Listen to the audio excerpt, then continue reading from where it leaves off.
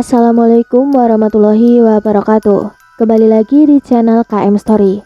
Pada kisah kali ini Mimin akan menceritakan sebuah cerita yang ditulis oleh Kak Yuyun Setiani. Cerita ini diberi judul Pesugihan. Sebelum masuk ke ceritanya, Mimin doakan sahabat pendengar sehat selalu dan lancar rezekinya. Amin ya rabbal alamin. Baiklah, langsung saja kita masuk ke ceritanya dan selamat mendengarkan.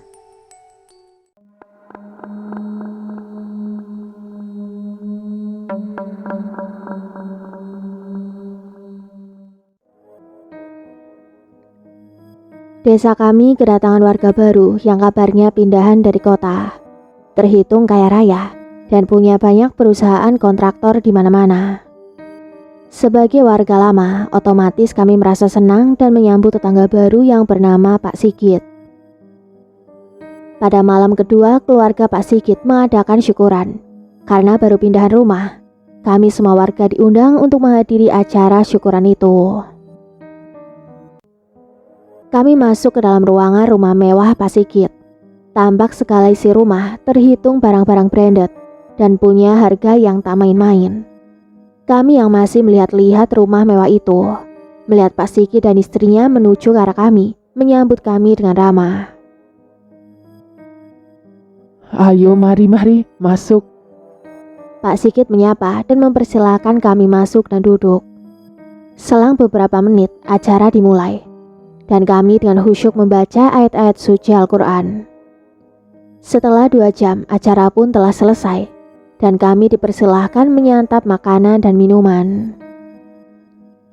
Setelah selesai makan, kami pun satu persatu bersalaman dan pamit pulang.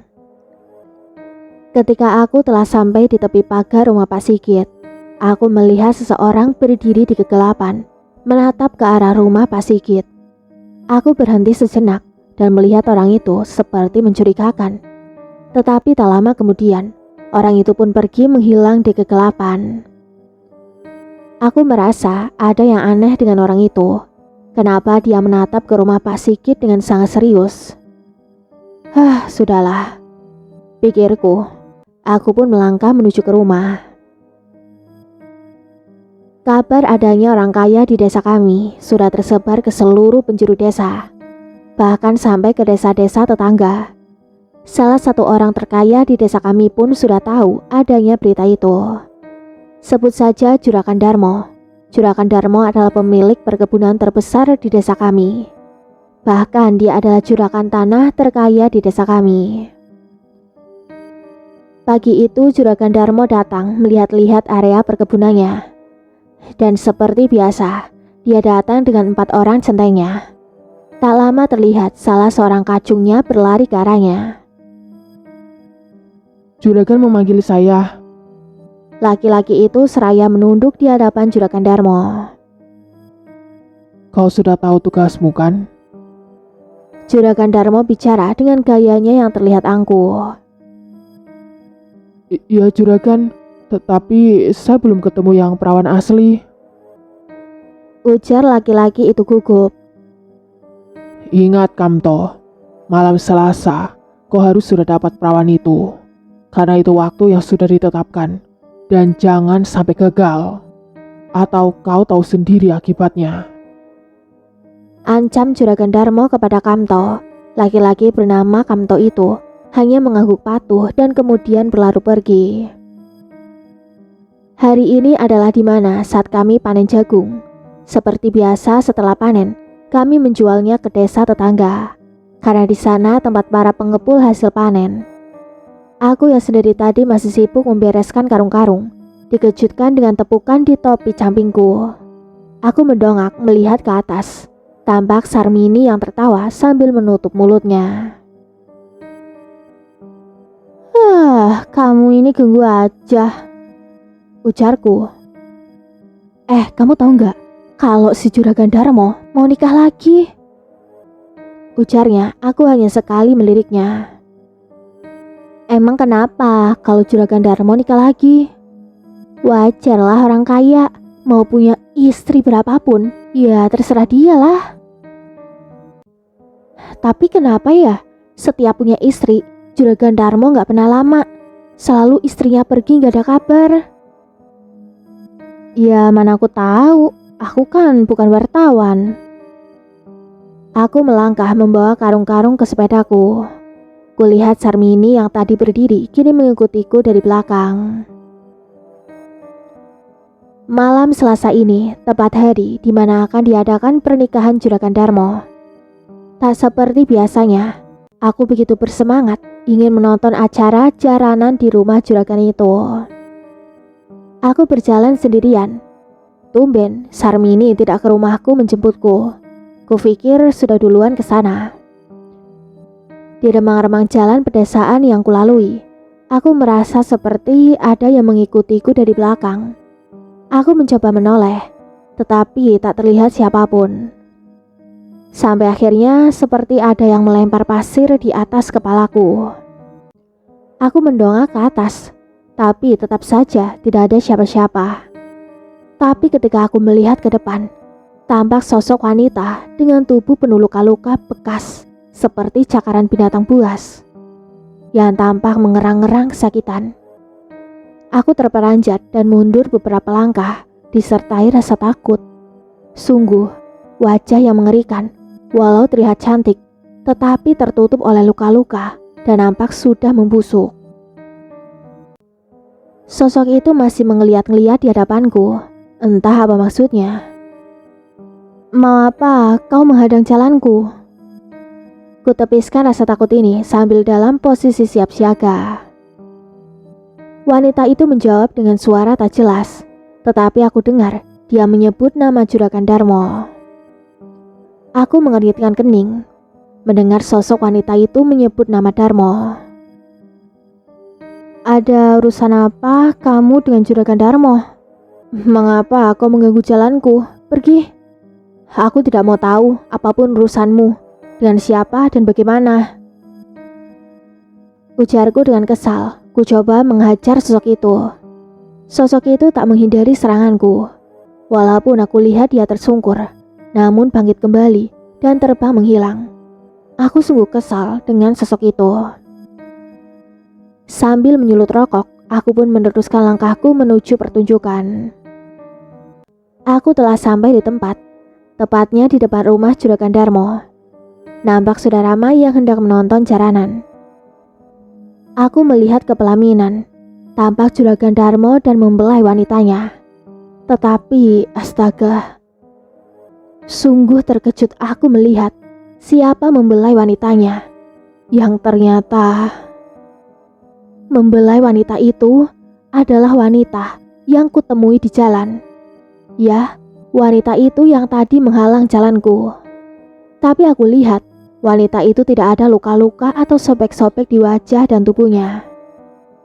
Lalu mengapa sosok yang kutemui tadi wajah dan tubuhnya hampir rusak mengenaskan? Ada apa di balik ini semua?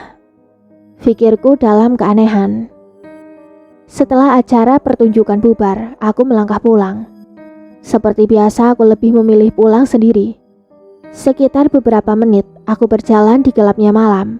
Tak sengaja mendengar suara orang sedang bercakap-cakap. Aku berhenti sejenak, berjalan perlahan mencari sumber suara. Doro, apakah aku sudah boleh mencari makan malam ini? Kulihat di kegelapan, ada sosok yang saling berhadapan.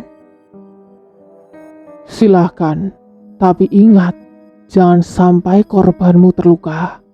Yang harus kau hisap adalah otaknya. Ujar sosok yang berdiri membelakangi aku.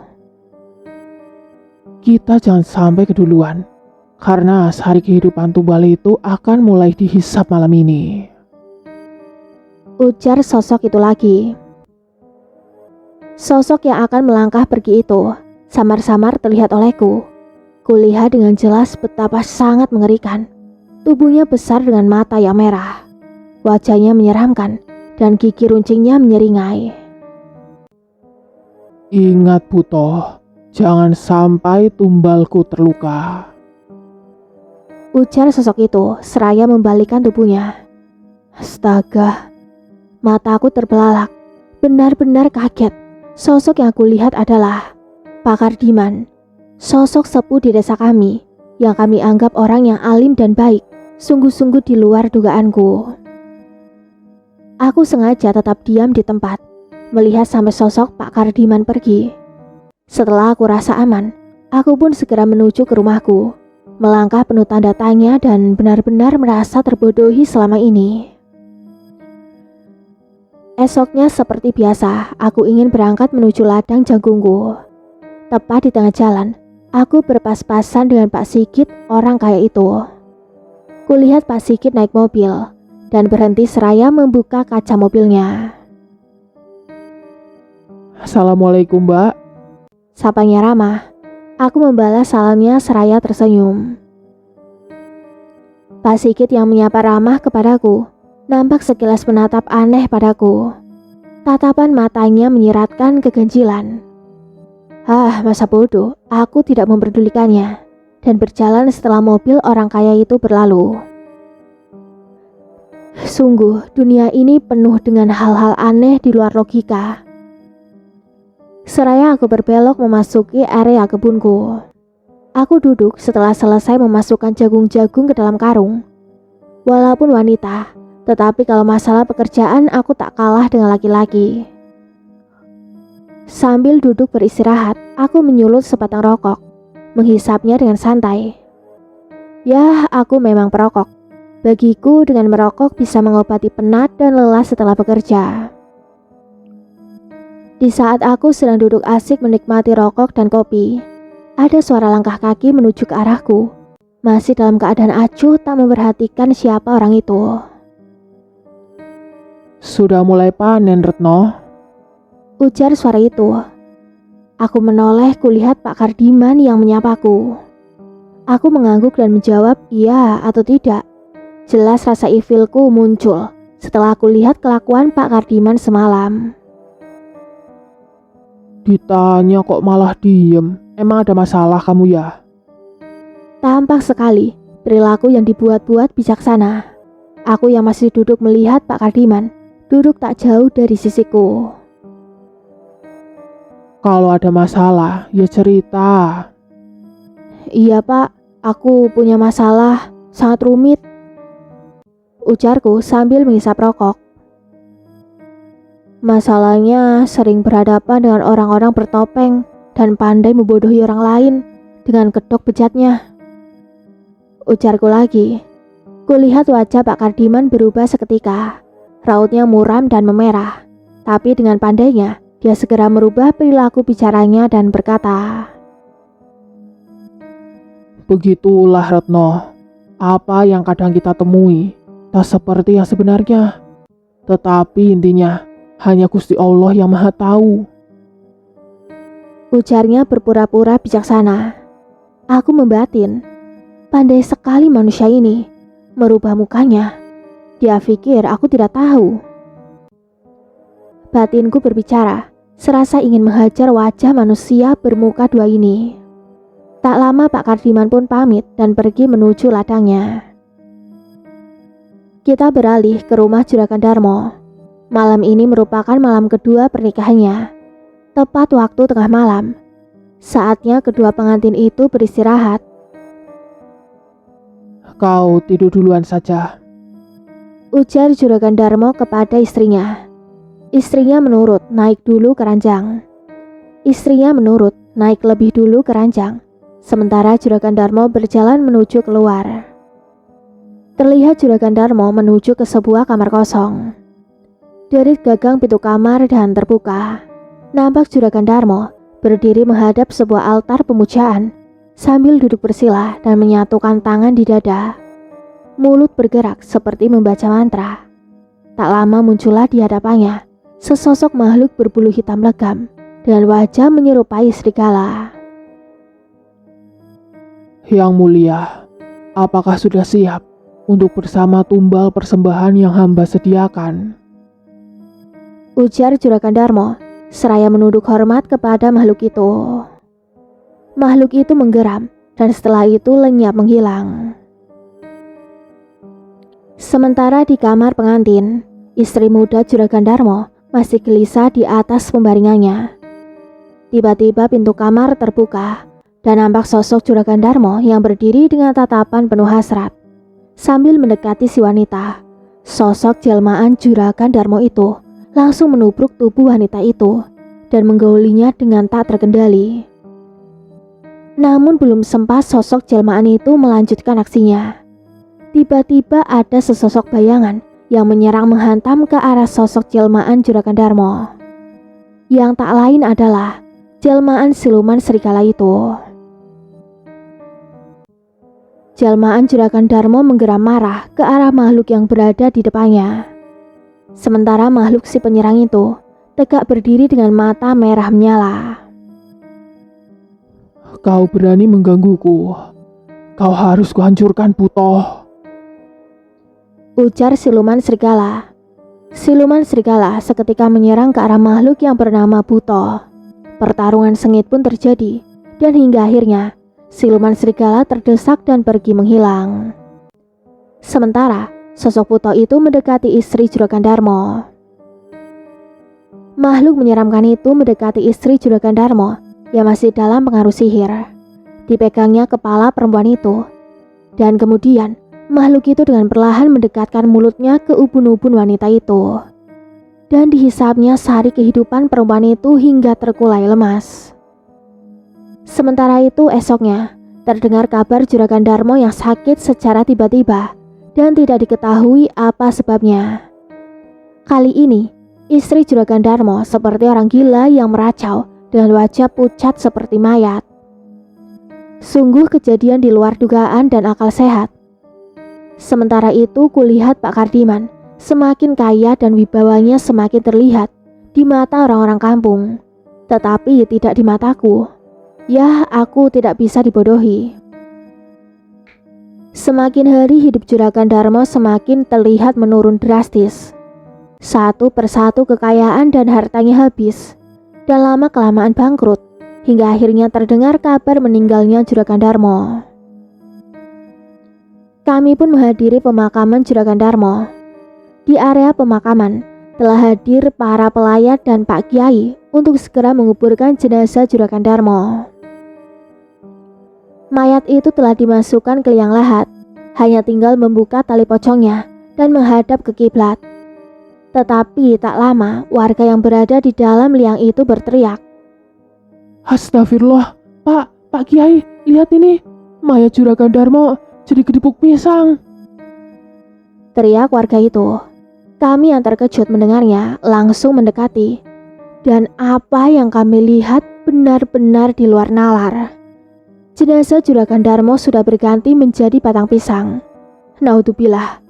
Pak Kiai menjelaskan agar jangan mengumbar aib si mayat dan memutuskan untuk tetap menguburkan batang pisang itu. Kami menurut, dan setelah selesai kami pun kembali ke tempat masing-masing. Malamnya seperti biasa, kami warga desa ingin bertaksiah ke rumah duka. Tetapi sampai di sana, terlihat sepi dan tak ada kegiatan apa-apa. Tidak ada satupun warga yang lain yang menyiapkan tikar atau apapun untuk hal lainnya. Kami masih menunggu arahan dari Pak Kiai, apakah takziah ini dilangsungkan atau tidak. Akhirnya Pak Kiai menganjurkan kami untuk pulang saja, karena mungkin pemilik rumah tidak ingin ada takziah. Aku pulang sendirian, seperti biasa melewati pinggir desa yang sepi, karena rumahku memang berada di ujung desa ini. Saat aku masih berjalan, tepat dari kejauhan, kulihat Pak Sigit berjalan di kegelapan. Aku yang merasa heran, mencoba mengikuti kemana arah berjalannya Pak Sigit. Pak Sigit tepat berhenti di sebuah pohon besar. Aku yang mengikutinya mencoba mengintip apa yang dia lakukan. Kulihat dari kegelapan, nampak datang sosok yang lama-kelamaan. Jelas terlihat sosok wanita sangat cantik. Dan aku lihat, wanita itu tampak memeluk Pak Sigit. Tetapi, astaga, apa yang kulihat sungguh mengerikan. Wanita cantik yang terlihat di mataku berubah seketika menjadi wujud yang sangat mengerikan.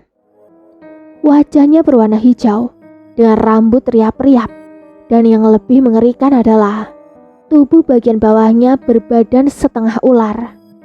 Tetapi anehnya, kulihat Pak Sigit tak sedikit pun merasa takut. Malah seperti menikmati setiap sentuhan makhluk ular itu. Dan hingga detik berikutnya, makhluk itu seperti tahu ada yang mengintip. Mata hijaunya lurus menatap ke arah di mana aku bersembunyi. Jujur, aku takut. Tapi bagiku sudah kepalang tanggung. Apapun yang akan terjadi tetap aku hadapi. Aku yang mengira akan diserang makhluk itu akhirnya bisa bernapas lega. Karena makhluk itu telah pergi dan aku melanjutkan langkahku untuk pulang. Tapi aku tidak tahu kalau di kejauhan Pak Sigit melihatku dengan seringai mengerikan.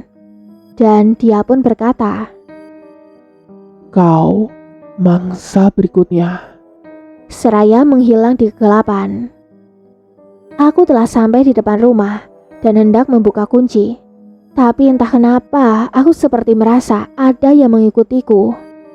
Aku menoleh ke sana kemari untuk memastikan siapa yang mengikutiku.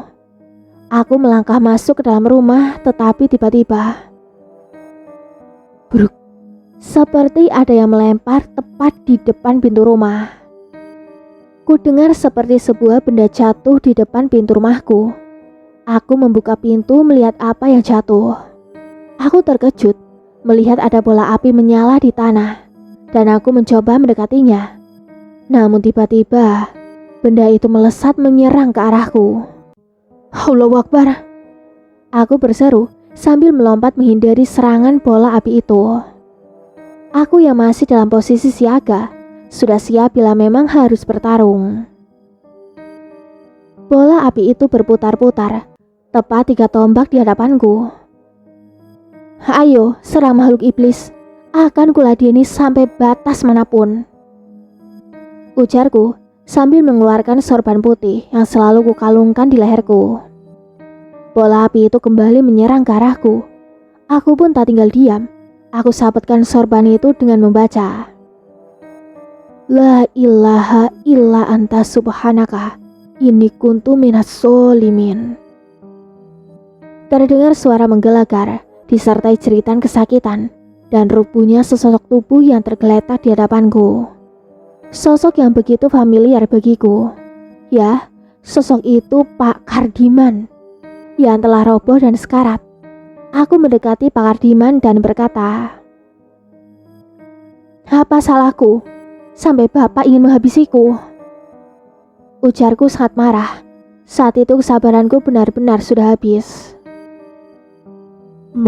Maafkan aku, Retno. Aku sudah mencoba menjadikan kau sebagai tumbalku. Pak Kardiman berkata dengan suara terbata-bata. Lalu kepalanya terkulai lemas, tak lagi bernyawa. Sesaat setelah Pak Kardiman meninggal, nampak datang sosok besar hitam yang menghampirinya.